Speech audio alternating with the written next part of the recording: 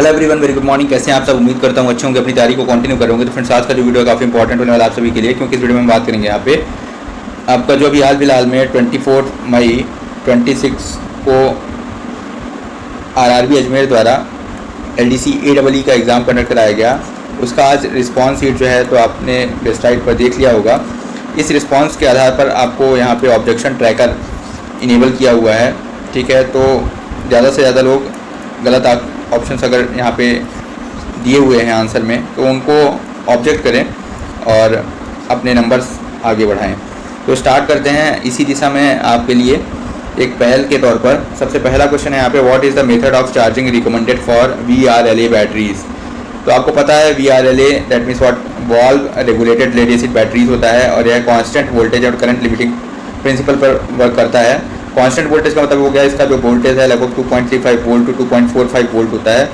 और यहाँ पे current limiting at a temperature यहाँ पे इंपॉर्टेंट है, that is room temperature generally 20 degree Celsius to 25 degree Celsius.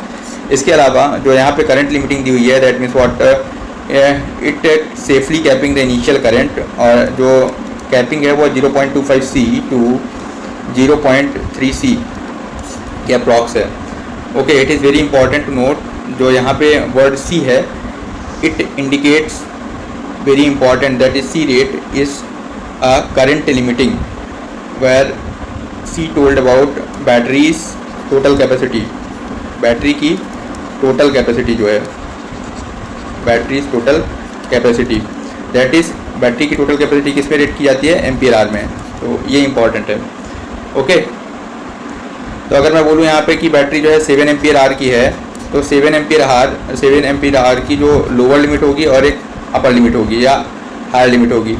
तो यहाँ लोअर लिमिट होगी that is 7 into what multiply 0.25। Okay, तो यहाँ से आया 1.75 एम्पियर। और हायर लिमिट की बात करूँ यहाँ पे तो 7 multiply 0.3 that is equal to 2.1 ampere. तो ये आपको याद रखना है यहाँ पे। तो इसका मतलब सेफ चार्जिंग रेंज जो होगा इसका, इस बैटरी का वह क्या होगा? 1.75 एम्पियर टू 2.1 एम्पियर।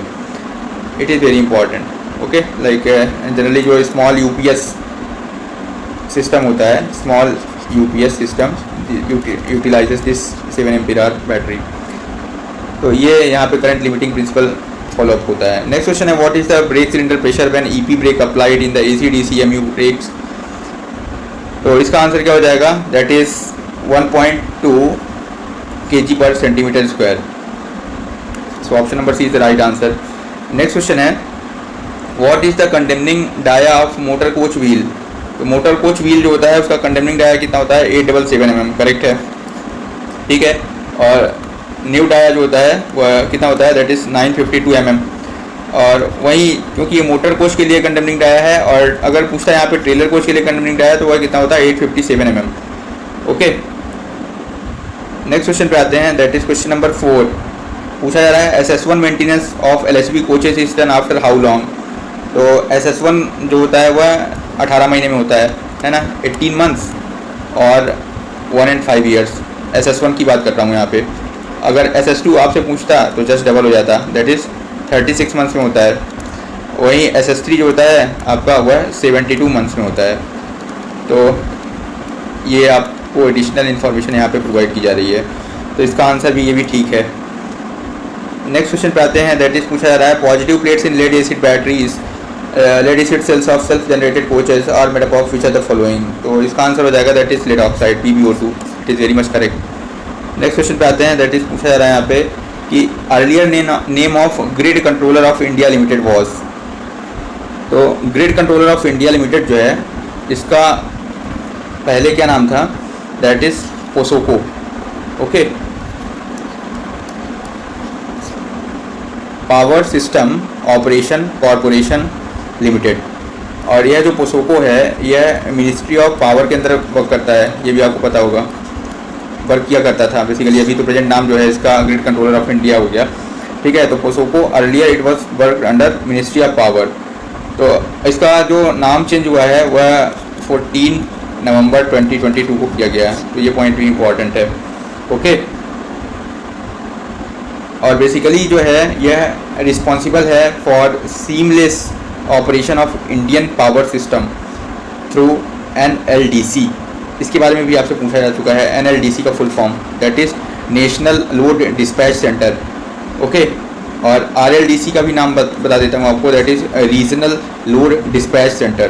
तो इनका नाम भी आपको याद रखना है यहाँ पे।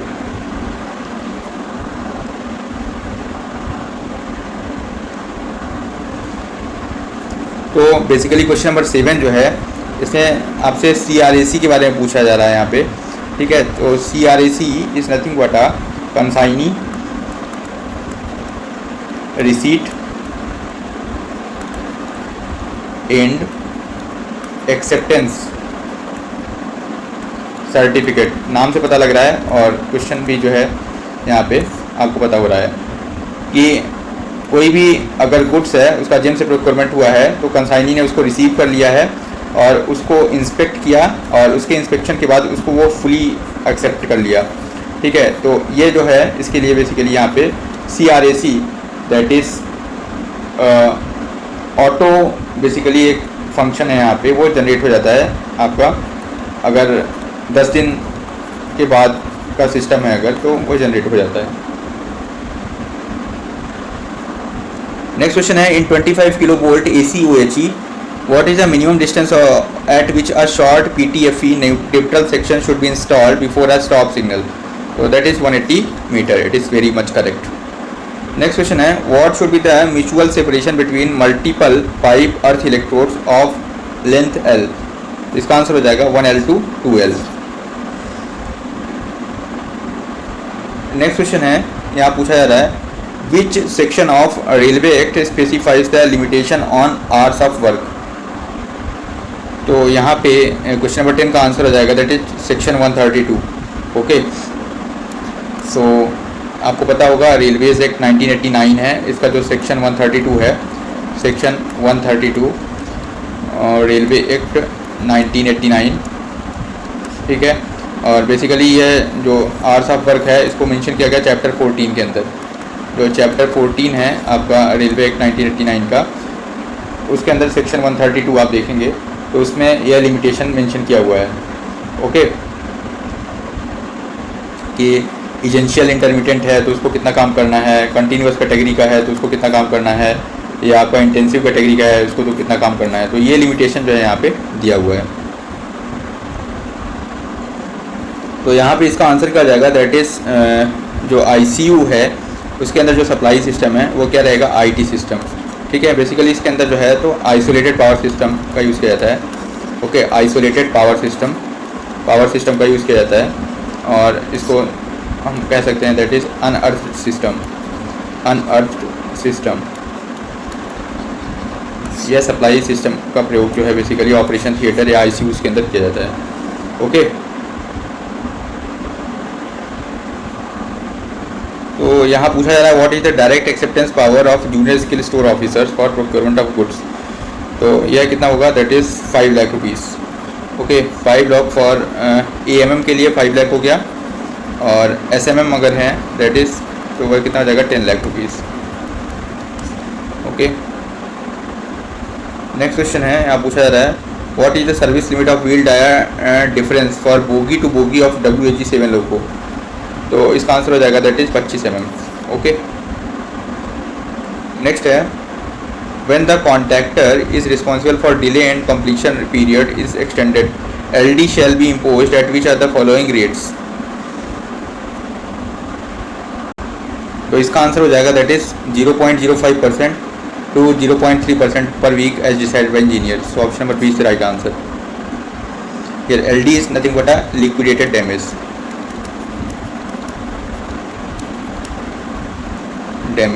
Okay. What does 3 long routers alarm signal code indicates?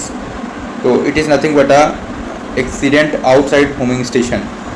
और इस केस में जो है तो ART और ARME दोनों कॉल होती है, ठीक है, दोनों को जाना है, it is very important. Next question है up to what value direct purchase is permissible on government e market place. तो इसका आंसर हो जाएगा that is up to what value of direct purchase is permissible on government e market place. तो इसका answer क्या हो जाएगा that is 50,000 rupees, it is very important. So up to 50,000 rupees through any of the available suppliers on the GeM, जो कि आपको specified, जो कि आपको क्वालिटी चाहिए या जो भी स्पेसिफिकेशन है प्रोडक्ट का आपके डिज़ायर के अनुसार, और डीपी है, दैट इज़ डिलीवरी पीरियड। ठीक है, इसको ध्यान में रखते हुए आप 50,000 तक की जो खरीदी है वह डायरेक्ट कर सकते हैं।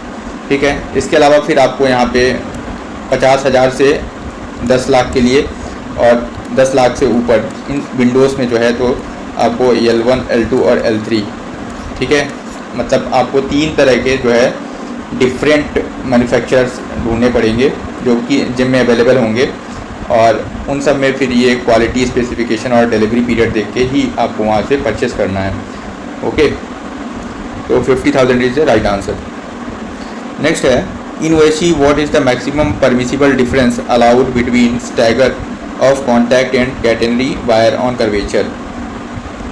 तो it is maximum permissible distance is 100 mm।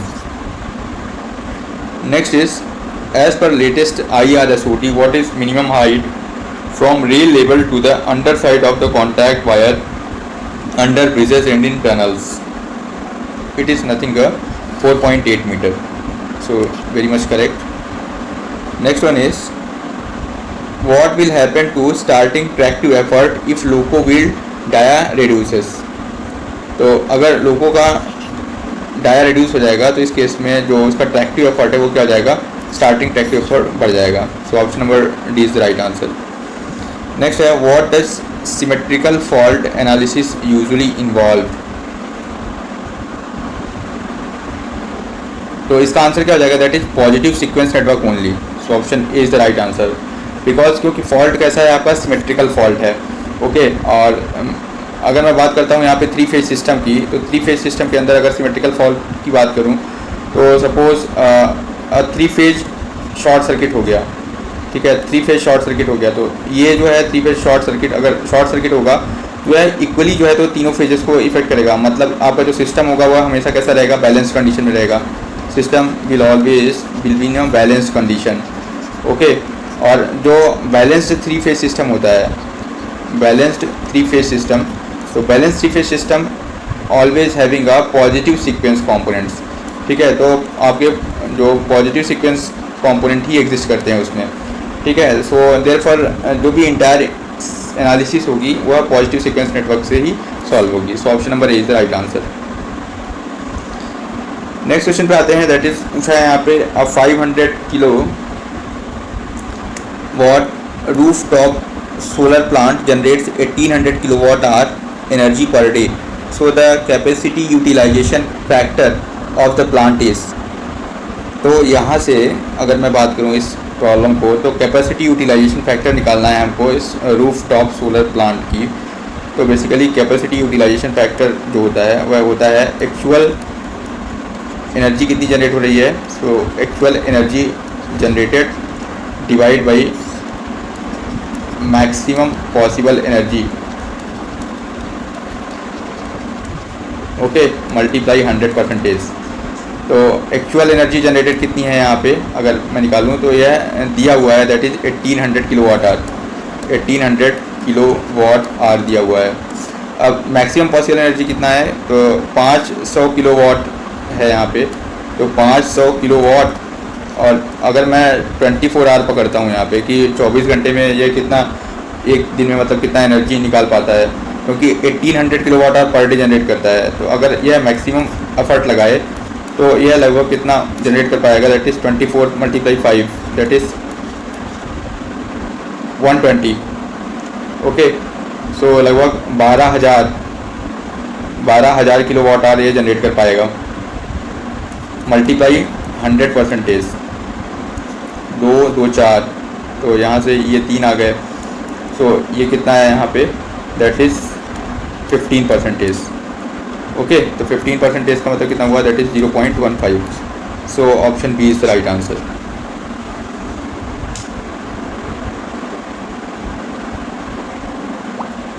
Next question पे आते हैं, पूछा जा रहा है, ECBC in India is related to which of the following. So ECBC is nothing but a energy conservation building code. तो EC मतलब एनर्जी कंजर्वेशन हो गया और BC का मतलब हो गया building code. Okay, so this is a building code and it is related to energy efficiency in building sector. So energy conservation in building sector it is very important. और यह basically इसको manage कौन करता है, तो it is launched by ministry of power and developed by BEE, basically bureau of energy efficiency, आपको पता होगा। इसके द्वारा जो है तो यहाँ पे यह कोड बनाया गया है, ठीक है। और यह कोड जो है तो 3 लेवल पर एनर्जी परफॉर्मेंस बताता है। सबसे पहले ECBC हो गया, दूसरा फिर ECBC प्लस हो जाएगा और तीसरा हो जाएगा सुपर ECBC। तो ECBC प्लस और सुपर ECBC, तो इस 3 टायर पर जो है तो ये वर्क करता है। नेक्स्ट क्वेश्चन है, which are the following is over current relay for field excitation during rheostatic braking in the conventional loco. So it is nothing but a QE। In WAG9 locomotive, what is the maximum temperature setting of control electronics? It is set at 70 degrees Celsius. Next question is, that is, who is empowered in open line to define similar nature of work for technical eligibility criteria? तो technical eligibility criteria के लिए जो similar nature of work है उसको PHOD ही define करेंगे। That is अगर electrical department है तो PCEE साहब ही डिफाइन करेंगे ये सिमिलर नेचर ऑफ वर्क क्या होगा। नेक्स्ट है, which are the following is correct according to Kirchhoff's current law. तो किरचॉफ करंट लॉ आपको पता होगा, algebraic sum of currents at a node is 0। So option number A is the right answer. Okay, next है, after attending which age annual periodical medical examination is mandatory for running staff. तो after attending 55 years it is very important for conducting PME, periodical medical examination. CAO, that is Chief Administrative Officer Construction, are empowered what powers or acceptance of tender for construction project for EPC non-EPC tender। तो ये काफ़ी अच्छा question है, basically MSOP से पूछा हुआ question है। CAO constructions की बात की जा रही है यहाँ पे। तो CAO कंस्ट्रक्शन के लिए जो है तो ये फुल पावर है। तो फुल पावर दो लोगों के लिए दिया हुआ है, CAO कंस्ट्रक्शन और GM, इन दोनों के लिए यहाँ पे फुल पावर्स है। It is very important to note. इसके अलावा अगर मैं बात करूँ यहाँ पे तो 4 करोड़ से 50 करोड़ जो है, ठीक है, यहाँ बात करोड़ में होगी, 4 करोड़ से 50 crore, that is the SAG और ADRM। ओके, इसके अलावा जो है फिर इसके बाद अप टू 100 करोड़ जो होगा, ओके, अप टू 100 करोड़ यहाँ पे अप टू 100 करोड़, तो यह हो जाएगा आपका DRM SAG ऑफिसर्स में, SAG DRM। इसके बाद अगर बात करूँ यहाँ पे अब 50 करोड़ और अप टू 300 करोड़, तो यह हो जाएगा AGM और PHOD। फिर up to 1000 crore, up to 1000 crore यह हो जाएगा PHOD, दैट इज PCEE या आपके PCSTE या आपके CAO chief administrative officer railway electrification. तो इनके लिए जो है यह लिमिट दिया हुआ है। It is very important to note, up to 1000 crore. और फुल पावर्स दिया हुआ है किसके लिए, बेसिकली जो फुल पावर्स है वह है CAO कंस्ट्रक्शन और GM साहब के लिए। ओके, अगर यही क्वेश्चन मैं यहाँ पे CAORE पूछता यहाँ पे CAORE, तो इसका आंसर जो होता है आपका that is up to 1000 crore होता है। It is very important to note. Okay, next question है यहाँ पे पूछा है, register of 10 kilo ohm is connected in series with 5 microfarad capacitor to form a RC circuit.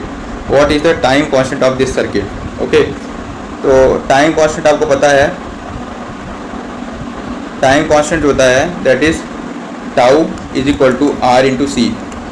तो R दिया है 10 kilo ohm, okay, 10 kilo ohm, और C जो है वह कितना है 5 माइक्रोफैरड। तो माइक्रोफैरड मतलब 10 पावर 6 यहाँ पे हो गया। ओके, तो यहाँ से ये कितना आ जाएगा, ये 4 है और ये 6 है, तो नीचे बचा कितना 2, तो 5/100 that is 0.05। Time constant is unitless, time constant is second, time क्योंकि सेकेंड में होता है, so 0.05 second is the right answer. Next है for EMU what is the time for EP brake application. तो EP ब्रेक एप्लीकेशन का जो time है वह 4 से 6 सेकेंड है, so option B is the right answer. Next question पे आते हैं, that is in common emitter transistor configuration what is the phase difference between input and output voltage in degrees. तो यह जनरली कितना होता है, 180 degree, that is phase inversion, आपको पता होगा, this is called phase inversion. Okay, तो जो कॉमन एमीटर होता है, कॉमन एमीटर के केस में अगर आपने इनपुट जो है तो ऐसा दिया हुआ है तो आपको दिस इज इनपुट, तो जो आउटपुट मिलेगा आपको वह 180 डिग्री इन्वर्ट होकर मिलेगा, दैट इज ऐसे मिलेगा। It is very important to note. Okay, और कॉमन कलेक्टर होता है बेसिकली वह बफर की तरह काम करता है, दैट इज जैसा आपने दिया है जिस फेज में वह सेम फेज में आउटपुट दे देगा। It is important. what is provided in a tender to insulate both railways and the tenderer from the effects of inflation। तो ये बहुत सिंपल सा क्लॉज है, that is price variation clause, it is very important, PVC। Next question है, in OHE as per standard guidelines what should be the minimum implantation of obligatory mast. तो it is nothing but 3 metre. Next is What is the power of an SAG officer to sign a proprietary article certificate PAC। तो यहाँ पूछा जा रहा है कि जो power of SAG officer है for signing proprietary article certificate. तो एक बार मैं आपको रिकॉल करा दूँ कि JS की जो लिमिट है दैट इज अप टू 75,000 है, यहाँ पे हर एक वर्ड में अप टू रहेगा, सो अप टू 75,000 है। सीनियर स्केल की जो है वह अप टू 2 लाख है। इसके बाद फिर जो JAG या सिलेक्शन ग्रेड है अप टू 15 लाख है, 15 लाख, और SAG ऑफिसर जो हैं उनकी 25 लाख है। और इसके बाद आते हैं दैट इज़ PHOD और CHOD। तो PHOD की जो है अबव 25 लाख है, तो अबव 25 लाख। तो यहाँ पूछा जा रहा है ऑप्शन में दैट इज SAG का कितना होगा, तो 25 लाख रुपये होगा, तो option number C is the right answer. Next है, as per CEA measures relating to safety and electric supply regulation 2023 what should be the minimum horizontal clearance between the nearest conductor and any part of building for lines of voltage exceeding 650 volt and up to including 11 kV। तो इसका answer हो जाएगा that is 1.2 metre. Next है, what is the output cooling capacity per RMPU in HVAC coach. तो that is 7 ton. Okay, 7 ton refrigeration, so 7 TR। Next question है, that is in OHE the determination of the maximum span length does not depend upon which are the following. तो it does not depend on gradient. Next one is under the energy conservation act 2001 which organisation is responsible for implementing energy efficiency policies and programmes in India. तो ये सबको पता है, that is BEE, bureau of energy efficiency, it works under ministry of power. Okay, next is for general lighting application which type of MCB shall be use. So that is a B curve MCB, option number C is the right answer. Next one is what is DC link voltage of AC/DC Siemens EMU rakes in AC mode। तो इसका answer हो जाएगा that is 1800 volt DC। Next is what is the acceptance power of JAG store officer for procurement of goods with tender committee. तो इसका answer क्या हो जाएगा, that is up to 1 crore. So option number A is the right answer.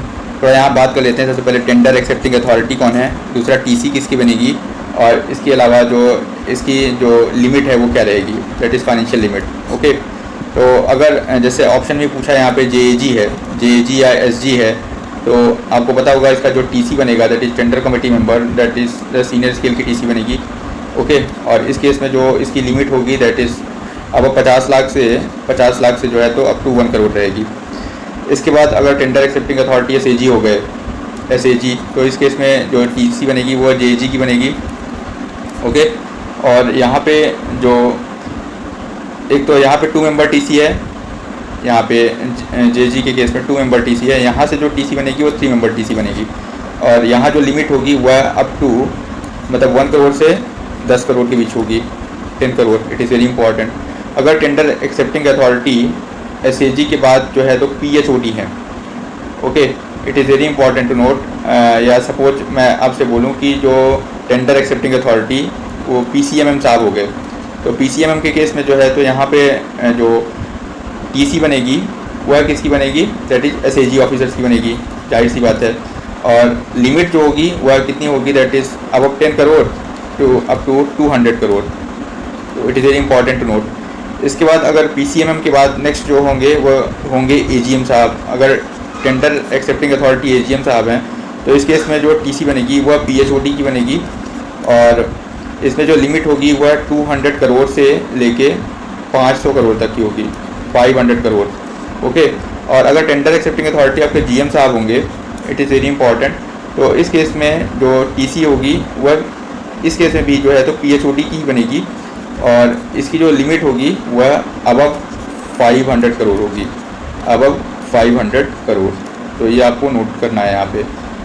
और इन सब cases में जो है तो 3 मेंबर TC ही बनेगी। ओके, सो इसका आंसर क्या हो जाएगा, for acceptance of power of JAG store officer, यहाँ पे that is 50 lakh, above 50 lakh and up to 1 crore. It is the right answer. Next है, how much is the earnest money और bid security for a tender value of 15 crore. तो 15 करोड़ के case में जो है यहाँ पे पूछा जा रहा है आपसे कि टेंडर वैल्यू कितनी होगी। तो इसका आंसर यहाँ पे आपको पता होगा कि जो बिड सिक्योरिटी या अर्नेस्ट मनी होती है वह जनरली कितनी होती है, 2% ऑफ जो भी आपका टेंडर वैल्यू है। ओके, टेंडर वैल्यू, तो यहाँ से 2% ऑफ टेंडर वैल्यू कितनी है, यहाँ पे 15 करोड़ है, तो 15 करोड़ का 2% कितना हो जाएगा, that is 30 lakh. So 30 lakh इसका राइट आंसर हो जाएगा, that is option number C is the right answer, 30 lakh.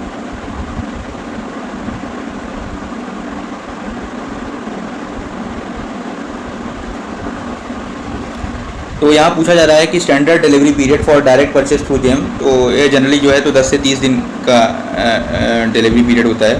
So 30 days is the right answer. Next है, fire on explosion in trains और एक्सीडेंट ऑफ विच क्लास। तो जो फायर का case है वह क्लास B टाइप है, so option number A is the right answer. Next है, when a train stops in an automatic signaling section for more than 5 minutes for protection of the train, the guard places the first detonator to at which distance from the train। तो इसका answer हो जाएगा that is 90 metres. Option number A is the right answer. Next question है, termination of contract on railway account is covered by which clause of GCC। इसके बारे में भी हमने आपसे बताया हुआ है कि क्लॉज नंबर 61 है, इस पर मैंने ऑलरेडी जो है क्वेश्चन में इसको डिस्कस किया हुआ है। ये जो GCC का क्लॉज नंबर 61 है उसके अंदर जो है तो termination of contract on railway account की बात की गई है, ठीक है, GCC के अंदर। So option number A is the right answer. Which rule of the railway servants are of work and period of rest rules 2005 deals with the fixation of hours of work. So rule number 8 is the right answer, it is very important. Next है, what is the insulation class of armature used in 4601 AZ type TM traction motor। तो it is HH। What level of illumination is required for reading or writing? तो it is more than 300 lux।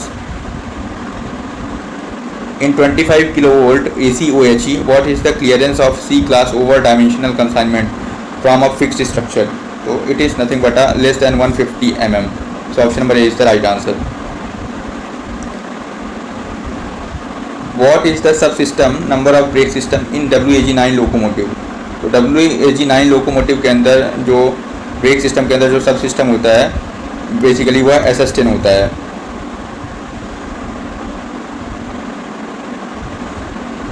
If NS and NR are synchronous speed and rotor speed respectively, then how much slip is in induction motor is defined। तो आपको पता है slip is nothing but a NS minus NR divided by NS। So option number D is the right answer। What is the length of earthing electrode in traction substation? So that is a 4 meter।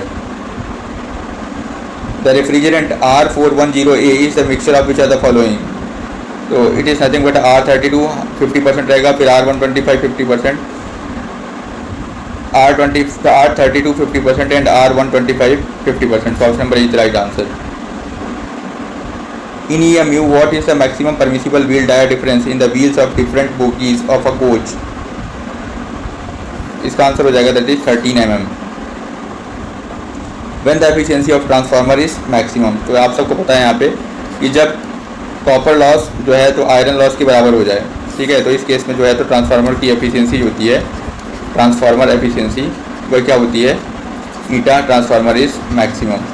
Okay, so option number A is the right answer. What is the material commonly used for semiconductor devices? So it is nothing but a silicon or germanium. It is generally used. So option number C is the right answer. What is the main advantage of PWM, that is pulse width modulator, in inverters? तो basically ये क्या करते हैं, इनका जो voltage control होता है अच्छा होता है और हार्मोनिक्स को रिड्यूस करते हैं. ओके,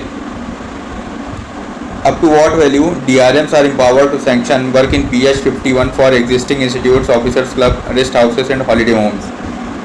तो यह जो है तो DRM का स्पेशल पावर आया था, ठीक है, तो इसके अंदर जो है तो ऑफिसर्स क्लब, रेस्ट हाउस और हॉलीडे होम्स के लिए जो सैंक्शन है वो अप टू 1 करोड़ कर सकते हैं.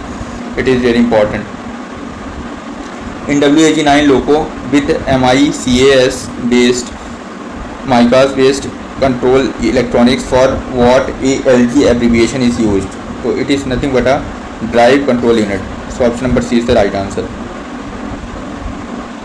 तो अभी हम यहाँ पे पूर्ण विराम करते हैं और जो नेक्स्ट वीडियो होगा उस पर हम कल डिस्कशन करेंगे. थैंक्स.